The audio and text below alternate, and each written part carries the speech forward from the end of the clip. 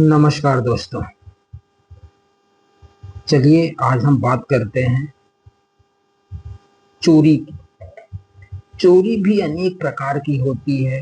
अनेक प्रकार की चोरी के परिणाम भी अनेक प्रकार के होते हैं।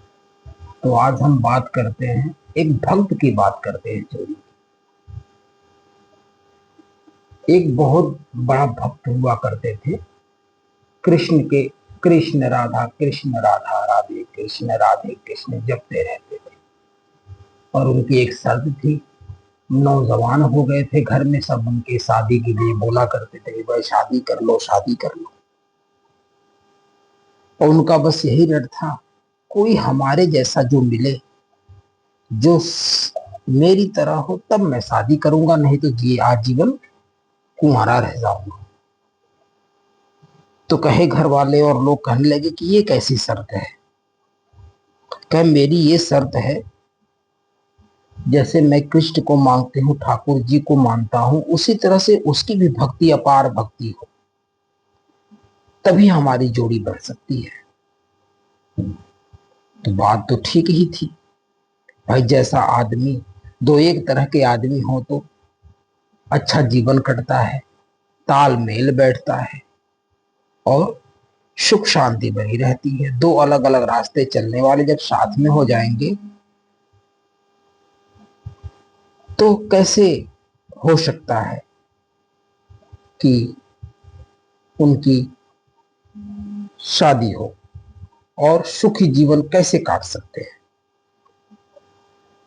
ठीक है, लोग खोजने लगे। तो एक दिन, एक जो है पहले के जमाने में हुआ करता था कि नाऊ ठाकुर हुआ करते थे और लोगों की वही शादी खोज के करवाया करते थे। तो एक दिन जो नाई ठाकुर थे गांव के पुरोहित, माने सोच खोज खबर ली, एक जगह एक कन्या मिली और खुशी से दौड़ते भागते आए। बोले स्वामी जी एक कन्या मिली है जो एकदम आपकी तरह है। तो कहे बहुत अच्छी बात है, तब तुरंत शादी कराइए। अगर मेरी तरह है, कृष्ण को मानने वाले, ठाकुर जी को मानने वाली, राधे राधे जपने वाली अगर कन्या है तो हमारी तो बहुत ही अच्छी बनेगी।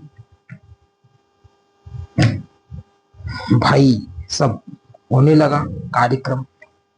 तो पूछे कि लेकिन उसकी एक शर्त है।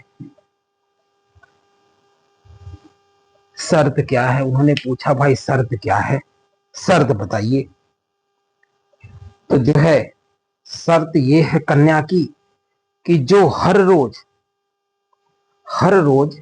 जो संतों को, 1000 संतों को भोजन कराएगा, उन्हीं से मेरी शादी होगी। क्या ठीक है, ये तो एकदम मेरी तरफ है। मैं भी चाहता हूँ कि संत की सेवा करूं, संतों की सेवा करूं, और मैं भी यही चाहता हूँ। तो एकदम शादी हमारी एकदम हो जाएगी, कोई दिक्कत भी नहीं आएगी, सब बढ़िया है। सारी बातें होते होने लगी, शादी हो गई दोनों लोग की, सुख शांति से रहने लगे।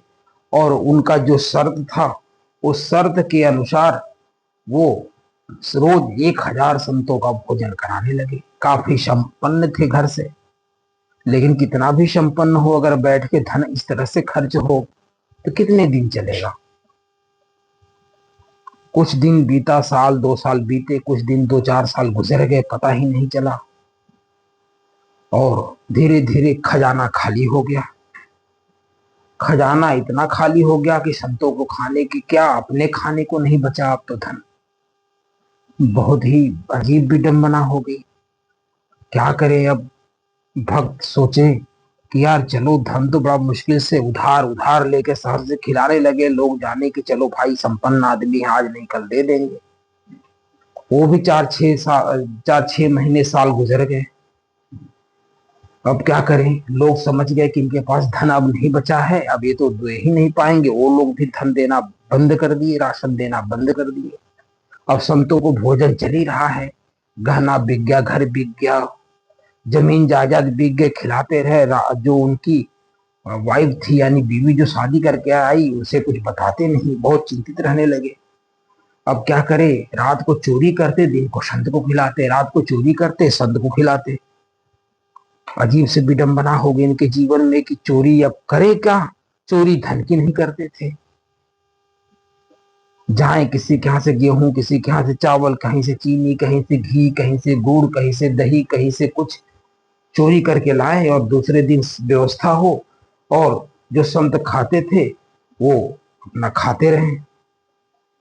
चलता रहा कुछ दिन। अब ये स्थिति आ गई कि एकदम कुछ बचा नहीं, न चोरी करने का बचा कुछ। सब लोग होशियार हो गए शहर में, चोरी भी करने नहीं जा पाए। तो कहें आज चलते हैं, एक रास्ते बैठते हैं, उधर से कोई अगर आएगा धनवान व्यक्ति तो उसका धन लूट के खिलवाऊंगा, तो कुछ दिनों के लिए आराम हो जाएगा। रोज चोरी कर करके खिला के थक गया। तो चल दिए रास्ते पे। उधर भगवान भी परेशान कि क्या कर रहा है मेरा भक्त। अब जो है भगवान कहे चलो आज अपने भक्त से मिलते हैं। भगवान भी तैयार हुए, साथ में लक्ष्मी देवी भी तैयार हुई कि तुम्हारे भक्त से आज मेरी भी मुलाकात कराओ, कैसे भक्त होते हैं तुम्हारे। भगवान कहे चलो, वैसे जाओ ना, नहीं देख के तुम थोड़ा घबरा जाओगी। कहे नहीं, आज तो मैं आपके भक्त को देखना ही चाहती हूँ, कैसे हैं तुम्हारे भक्त जिससे तुम इतना व्याकुल हुए पड़े हो मिलने के लिए। दोनों लोग तैयार हुए, एक सेठ और एक सेठानी बने, खूब धन वगैरह पहन लिए, जैसे कि सोने का जेवरात पहने। लक्ष्मी जी जेवरों से सज गई, छमाछम चल दिए दोनों लोग। घुंघरू बज रहा है, पायल बज रहा है, छन्न छन्न रास्ते पे जंगल से चले आ रहे हैं। इधर भक्त इंतजार कर रहा कोई धनवान व्यक्ति आए जिसका धन चोरी करके 4-6 साल के लिए खाली हो जाऊं, रोज से मुक्ति मिल जाए, रोज धन चुराने से संकट से बच जाऊंगा। उधर से जब देखे कि कम छम छम की आवाज आ रही, का कोई बड़ा जो है कि सेठ आ रहा है, आज मेरा मनोकामना पूरी होगा, 8-10 साल के लिए खाली हो जाऊंगा, ले चलूंगा आराम से, संत लोग खाएंगे, मैं भी कुछ दिन आराम करूंगा, बहुत थक गया चोरी कर करके। पहुंचे यहाँ पे तो जो है जब देखा भक्त, कह रही ये तो सेठ सेठानी है। कहे कैसे करूं इनका।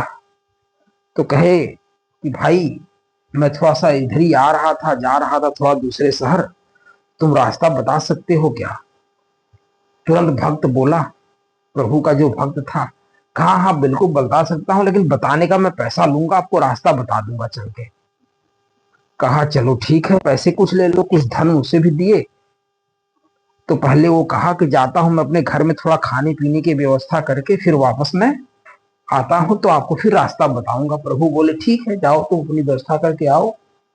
वो गया अपने घर में, कुछ धन मिला था, जेवर मिले थे, जेवर क्या मुद्राएं मिली, जाके दे के आया भंडारे को। कहा भाई संतों की सेवा नहीं रुकनी चाहिए, तुम खिलाते रहो, मैं व्यवस्था करके और आता।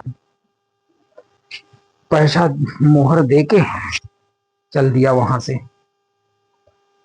अब वहां पे गया तो कहा चलिए रास्ता बताता हूं मैं आपको, जंगल के रास्ते जल्दी पहुंच जाएंगे। जंगल में ले गया, कुछ आगे जब पहुंचे तो वहां पे जो है अब देखा सन्नाटा छा गया है।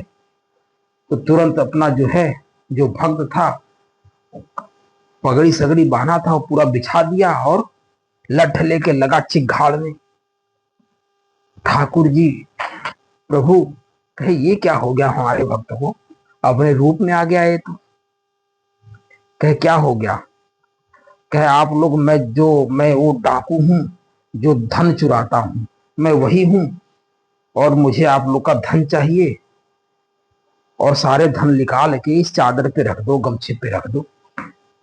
कहे क्या करोगे इतना धन, क्या धन की जरूरत है। कहे नहीं, मैं भक्तों की सेवा करता हूं और मेरे पास कुछ बचा नहीं खिलाने के लिए, भक्त भूखे चले जाएंगे, तो इसलिए आप अपना धन निकाल दीजिए। तो जो है ठाकुर जी अपना सारा धन निकाल दिए। लक्ष्मी जी को बोला, लक्ष्मी जी अपना सारा धन, माला वगैरह जो भी जेवरात पहनी थी, घुंघरू पहनी थी, सब निकाल के धर दी। और लक्ष्मी जी प्रभु को देख रहे हैं कि क्या प्रभु है, इतने बड़े बड़े युद्ध लड़े, 10 शीश महारथी रावण को मार दिए, कंस को मार दिए, किसको किसको नहीं मारे। रामा अवतार में क्या क्या कला दिखाए, कृष्ण अवतार में कितनी शक्तियां दिखाई, लेकिन यहाँ पे एक छोटे से आदमी के सामने नतमस्तक हो गए, सारा धन निकाल के दे दिए। कैसी भक्ति है ये, एक ऐसा भक्त है। फिर सब कुछ धन लेके जब जाने लगे तो अपना जो भक्त था कह राधे कृष्ण राधे कृष्ण, हाथ जोड़ के माफी मांगा, कह जाइए। तो अपना भगवान कहे कैसा भगवान, किस तरह का भगवान, क्या भगवान जप रहे हो, कोई भगवान भगवान नहीं है। कहा मेरे भगवान को तो कुछ ना कह तू। तो जाते जाते उसकी नजर पड़ी और ठाकुर जी की एक अंगूठी उनके फंसी थी छोटी सी, उसकी नजर पड़ी कि अब तो तुम ये अंगूठी भी निकाल दो, तुम इस लायक भी नहीं कि इसको छोड़ा जाए। तुम प्रभु को राधे राधे मैं कहो, जवाब देने के मतलब बुराई कर रहे हो मेरे भगवान की। कहा ये तो बहुत अजीब विडंबना हो गई, फंस गए हम। तो भगवान कहे अरे एक तो अंगूठी छोड़ दे भाई, इसे मेरी बचपन की निशानी है, मेरे पत्नी की निशानी है, इसको छोड़ दे। कहे नहीं नहीं, अगर तुम बोले होते राधे कृष्ण तो छोड़ भी देता, अब तुमने राधे कृष्ण नहीं कहा तो अब तो इसे भी तुम्हें निकालना ही पड़ेगा।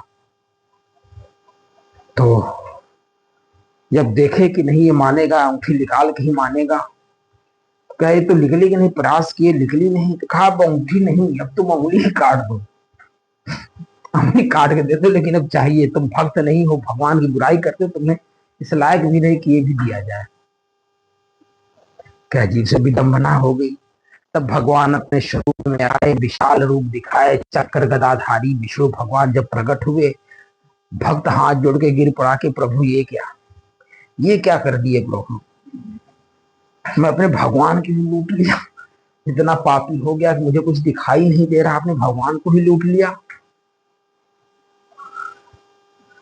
कहे ऐसा बात नहीं है, सारा धन ले जाओ, 10 साल 20 साल नहीं, तुम सारे जीवन खर्च करोगे, खत्म नहीं होगा, सारे जीवन तुम भक्तों की सेवा करो। का नहीं प्रभु, ऐसे नहीं जाने दूंगा, आपका दर्शन मुझे मेरी पत्नी से द्वारा मिला है, जो वो शर्त रखी थी उसी को शर्त पूरा करने में हमने आपको प्राप्त किया, देखा, दर्शन किया, क्योंकि वो मांगी थी कि 1000 संतों को रोज भोजन खिलाना होगा, उसमें हम खिलाने में ये सब सारी चीजें की, जिसकी वजह से आपको हमारी प्राप्ति हुई, आपका दर्शन हुआ। फिर घर जाते हैं, भगवान दर्शन करते हैं, उसे बीबी को भी आशीर्वाद देते हैं और उसे मुक्ति मिलती है।